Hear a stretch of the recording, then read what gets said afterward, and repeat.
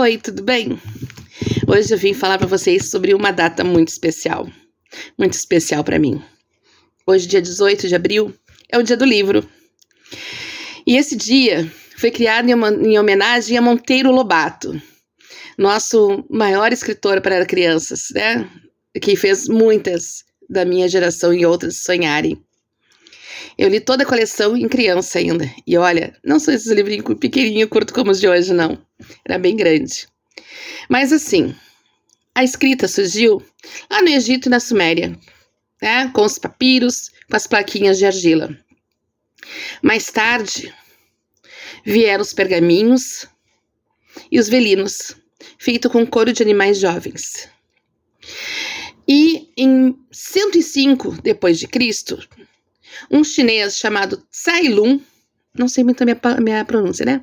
Mas Tsai Lun criou o primeiro papel. Então, a invenção do papel é chinesa. Ele criou essa invenção e ficava muito restrito, né? Só que aí, em 750, os árabes começaram a comercializar o papel. E eles difundiram o papel por toda a Europa.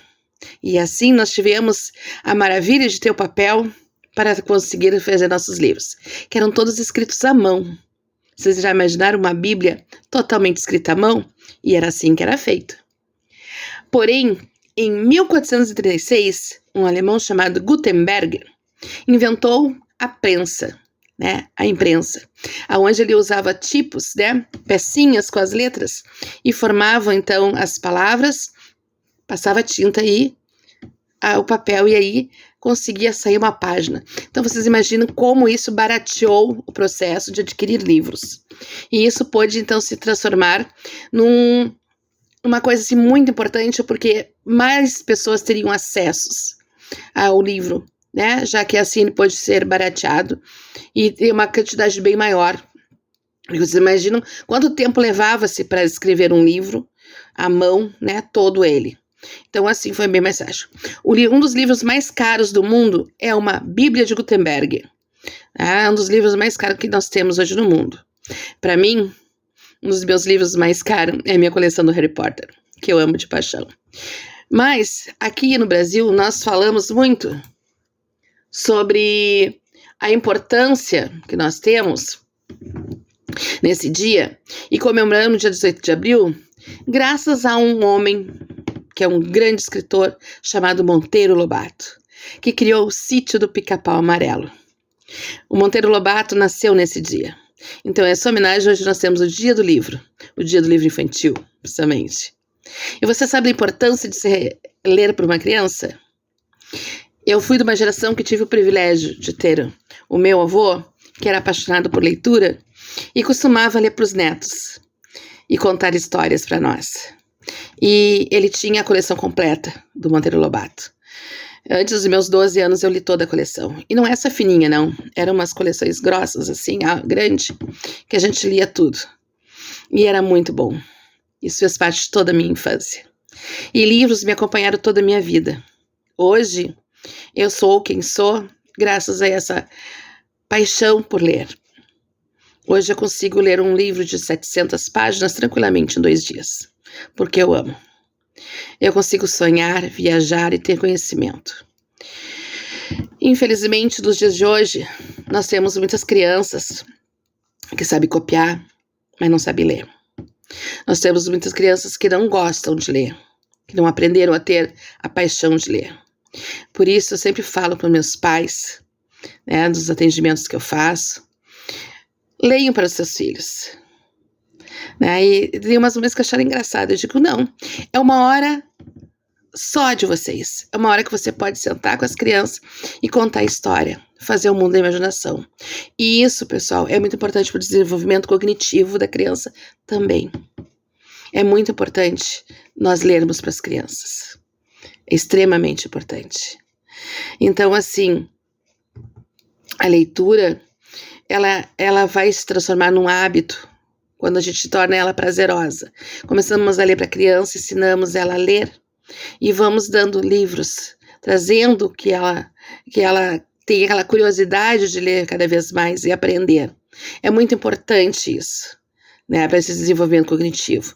É importante depois na época escolar, porque vai ajudar a desenvolver bastante, né, o seu aprendizado, se ele aprender a ler bem, ler e interpretar, né, e ajuda no vocabulário.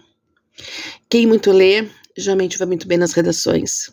Para os mais adolescentes, vai ajudar muito em concursos, em Enem, em vestibulares. Para os adultos, vai ajudar na sua vida, na sua compreensão e até em concursos que queiram fazer. Para tudo, pessoal, o livro, ele é um bom acompanhante. Ele pode te levar para lugares e pode te tirar de lugares. Um bom livro pode ser teu companheiro, teu amigo e tira muita gente de depressão. O livro faz que você tenha amigos e crie. Na minha escola, nós criamos grupos de leitura. Quando começou a situação do Harry Potter, por exemplo, nós criamos assim um grupo enorme que eram fissurados, mas até chegar o novo livro. E com isso a gente começou a trazer novos livros. Passado o período do Harry Potter, eu acostumei os meus alunos a ler. Muitos deles, né, se tornaram ávidos leitores, com vários desses livros. Como a coleção, né, dos arqueiros, que nós lemos muitos, tá? Então, assim, a Instrumentos Mortais, né, e vários outros. Hoje nós temos aqui um ex-aluno meu que é apaixonado por leitura, que ele é professor e criou um clube do livro na sua escola, né? O professor Yuri Trindade criou um clube do livro na sua escola. E eu acho isso maravilhoso. Na escola da minha irmã em Porto Alegre, a aluna dela está arrecadando livros para também ter um canto da leitura e ter um incentivo à leitura para os seus alunos. E eu acho isso maravilhoso. Então, assim, eu queria dizer a vocês que leiam, ensinem as crianças a lerem. Leiam para uma criança, leiam para um adulto, para um idoso. Não tem nada melhor do que isso. A leitura pode ser, assim, um alento em muitas horas. E a criança que consegue, na sua leitura, viajar dentro dela, ela vai ter assim, não só a emoção da leitura, mas a viagem, estimular o seu cognitivo, a sua percepção de vida, estimular, né, o seu raciocínio lógico e principalmente a sua imaginação. Isso aí vai ser muito importante. A gente precisa de adultos que têm imaginação, que têm criatividade, porque são eles que criam ideias. Porque não adianta, né, eu ter resposta para as perguntas se eu não tenho a pergunta. Então, o adulto, o mais curioso, aquele que busca mais, geralmente aquele que gosta de ler, de pesquisar, de procurar. Livro de literatura? Não. Existem vários outros tipos. Cada um procura aquilo que gosta, aquilo que lhe traz conforto. Né? Eu adoro ler literatura, somente infanto-juvenil, que eu lia muito com meus alunos, aventura, mistério, né? Adoro um pouco, né, de fantasia, mas eu tenho lido também muitos livros técnicos. Fazer o que? A gente também tem que fazer a parte, né? Mas assim, pela importância do Dia do Livro, hoje eu vou contar uma historinha para vocês. A historinha é do Monteiro Lobato e eu cresci com ela, com essa história. Lógico, hoje ela tá aqui como uma história em lata, né, sobre a pílula falante da Emília. Era uma vez lá no sítio do Pica-Pau Amarelo, a tia Anastácia viu a Narizinho brincando sozinha, sem nenhum brinquedo. Então ela teve uma ideia, fez uma boneca de pano para a menina. A boneca era tão linda, tinha cabelo vermelho e amarelo, da cor do seu vestido. Então ela chamou Narizinho e deu a boneca para ela. Ai, Narizinho ficou tão feliz que chamou a boneca de Emília e saiu para brincar com a boneca lá pelo sítio. Em uma das suas brincadeiras, Narizinho estava subindo na árvore para comer jabuticaba lá em cima. Mas aconteceu um acidente e a Emília caiu no chão e ficou rasgada e sujinha. Narizinho desceu depressa da árvore para ver como estava sua boneca. Coitadinha da Emília! Quando ela chegou na beira do rio, colocou a Emília sob as pedras. Estava vendo como ela estava suja, sua boneca. Quando apareceu o Dr. Caramujo, ele disse que podia ajudar, porque ele tinha uma pílula mágica. Olha, a pílula mágica! Uma pílula que daria vida e ensinaria a Emília a falar. Mas isso era lá no Reino das Águas Claras. Narizinho então pegou a Emília e foi com o Dr. Caramujo para o Reino das Águas Claras para curar a sua boneca. O Reino das Águas Claras era mágico, tinha muitos peixes, muitos seres marinhos. E lá embaixo estavam as pílulas falantes, as pílulas do Dr. Caramujo.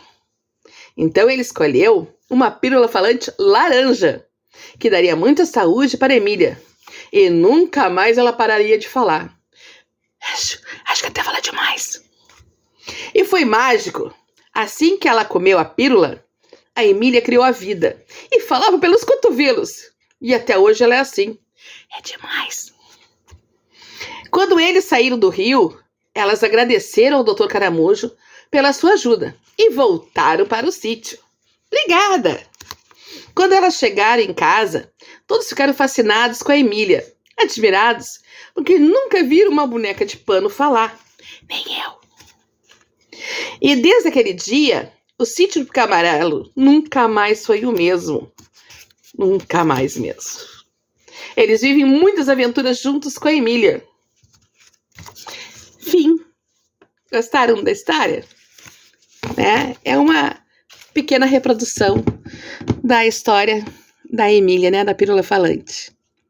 Espero que tenham gostado, que tenhamos um bom dia do livro. E não esqueçam, leiam para uma criança, leiam para você, aproveite. A leitura é o melhor saber, é o melhor viajar, é o melhor se divertir que nós temos.